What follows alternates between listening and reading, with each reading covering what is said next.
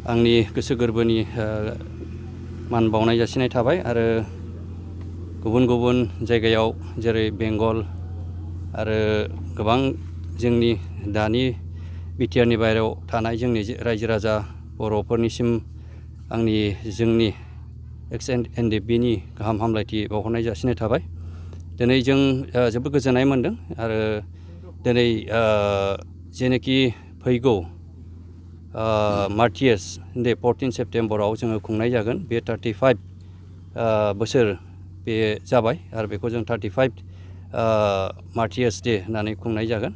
दा बेखौ खुंनायनि लाहार फाहार जों खालामनाय जादों। दा दिनै बेवहाय जोङो दिनै खुन्थिया गायसननाय जाबाय।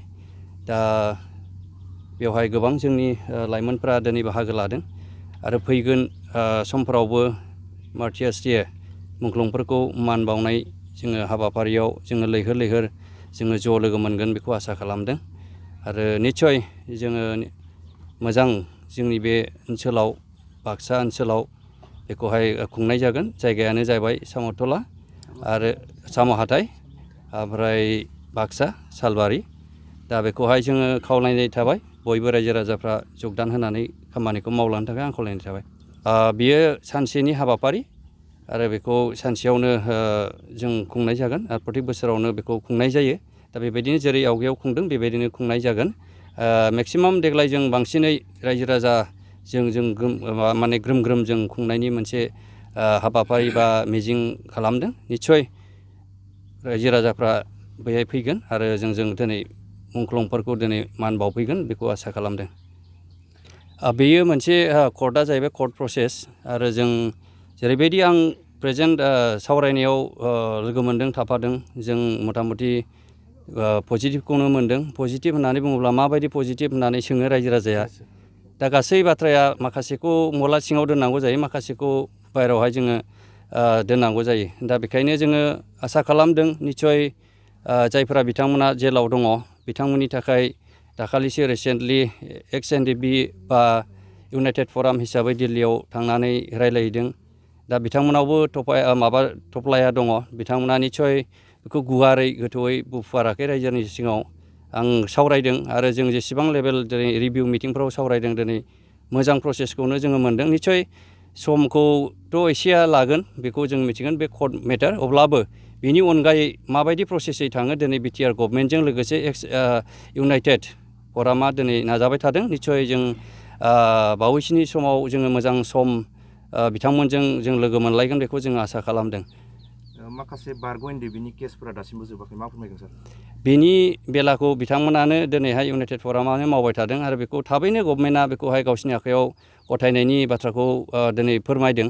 निस्सय बेबो मोजां सम फैगोन बेखौ जोङो एक्जेक्टलि टाइमखौ जोङो बुंनो हाया, बे गभर्नमेन्ट प्रसेस जाहैबाय।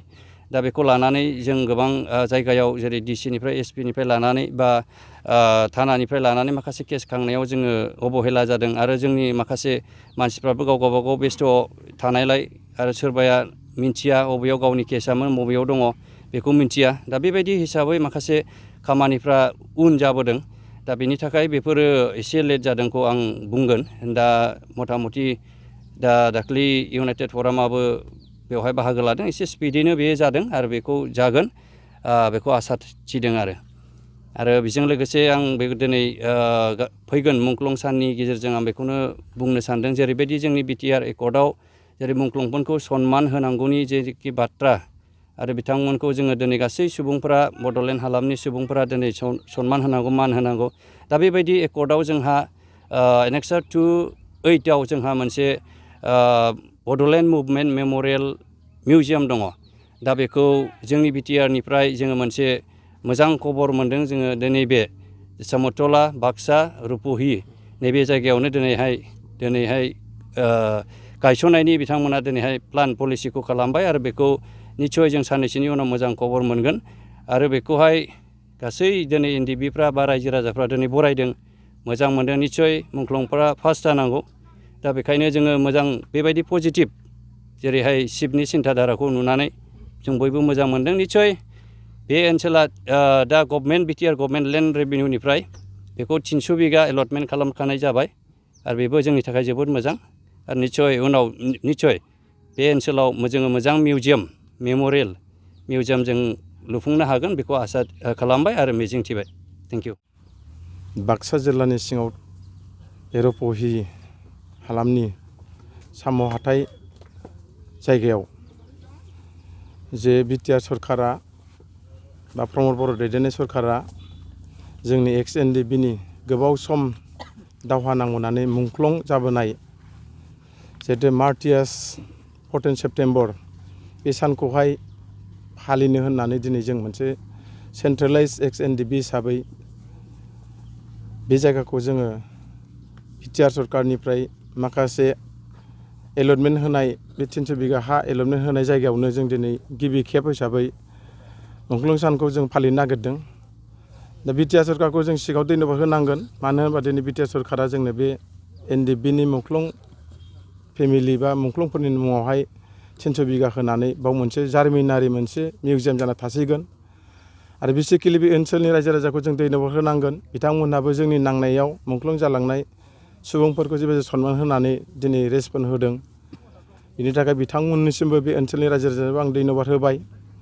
दा फैगौ 14 सेप्टेम्बर 35थि जितु मुंख्लं सान, बे मुंख्लं सानखौ जों दिनै गासैबो एक्स एनडिबिफ्रा रावखौबो जोङो फ्लेक्सन बासायालासिनो सिगांनि जिखिनि जालांबाय बेफोरखौ जों बावगारजोबनानै दिनै जोङो बेवहाय मुंख्लंफोरखौ जों सनमान होनो होननानै दिनै बेवहाय सेन्ट्रेलाइज हिसाबै दिनै प्रग्रामखौ खुंनो होननानै लानाय जादों। दा बे दिनैहाय गिबियावनो दिनैहाय जोंहा बे हाबाफारिखौ मावजेननो थाखाय बे टेन्ट हाउसखौ मावजेननो थाखाय दिनैहाय जोङो जोंनिनो सासे एनडिबिनि सासे सिनियर बा एस ग्रुपनि सासे चेयारमेन मानगोनां बे सावरायग्रा बिथांनि आखाइजोंनो दिनै गिबि खेब बे 35थि मुंख्लं सानखौ दैदेनलांनो थाखाय लाइ खुन्थिया जों गायजेनबाय।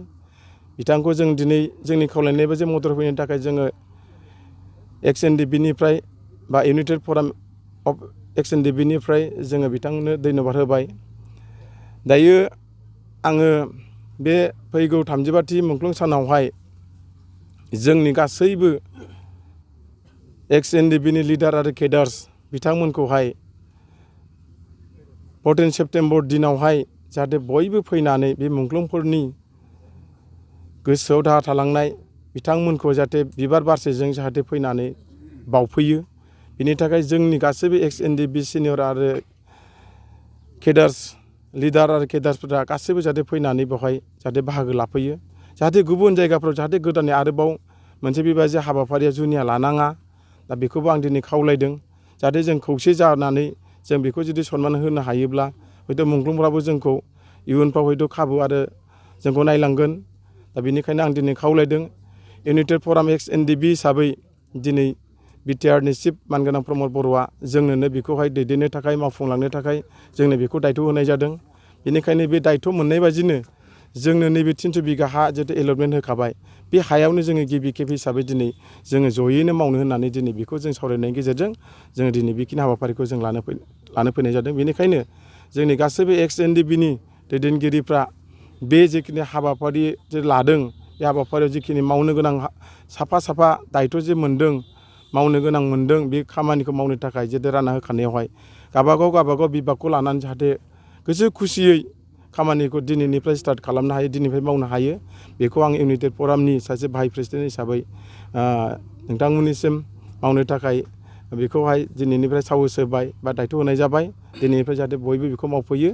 दा बेखिनिखौनो आङो दिनैहाय खावलायबाय। आरो दिनैनि बे नोंथांमोननि बे चेनेलनि गेजेरजों अकल जों एक्स एनडिबिल' नङा, एन्टिआर बिटिसि बा आउट अफ बिटिसिआव थानाय गासैबो मुंख्लं फेमिलिफ्राबो जाहाथे बेवहाय बे मुंख्लं सानावहाय फैनानै जोंखौ मदद होफैयो, हेफाजाब होफैयो, बेखौ खावलायनाय थाबाय। जोबथानायावहाय जोंनि बे मुंख्लं सानावहाय बे ओनसोलनि रायजो राजाफ्रा जिखिनि फिसानिफ्राय गिदिरसिम समयसाफोर जायोब्ला जोंखौ मदद खालामगोन, जों मदद मोनगोन, हेफाजाब मोनगोन, बेखिनिखौ आसा मिजिंथिनानै फैगौ 35थि मुंख्लं साना जाहाथे बयनिबो सहाय मदद मोननानै जोङो गाहामै गाहाम जों खुंफुंलांनो हागोन, बेखिनिखौ आसा आरो मिजिंथिनाय थाबाय। Thank you.